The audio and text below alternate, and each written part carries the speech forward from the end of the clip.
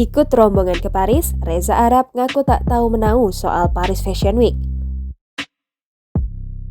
Reza Octavian alias Reza Arab angkat bicara mengenai kisruh brand lokal yang mengaku tampil di ajang Paris Fashion Week 2022. Dia dan istrinya, Wendy Walters, memang ikut dalam rombongan salah satu brand tersebut. Reza Arab dan Wendy Walters datang ke Paris, Prancis bersama brand 3 Second. Di situ juga ada Ariel Noah hingga Anya Geraldine. Dalam unggahan di Instagram pada Selasa 8 Maret 2022, Reza Arab mengaku awalnya sempat khawatir mengambil job di luar musik.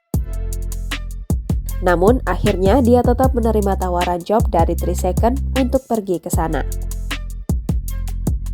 Perihal kisruh Paris Fashion Week sendiri, Reza Arab mengaku tidak tahu menau. Brand 3 Second sempat digadang-gadang tampil di Paris Fashion Week. Padahal faktanya, brand tersebut hanya tampil di acara fashion show yang diadakan di kota Paris. Hanya saja tanggalnya bertepatan dengan diadakannya Paris Fashion Week.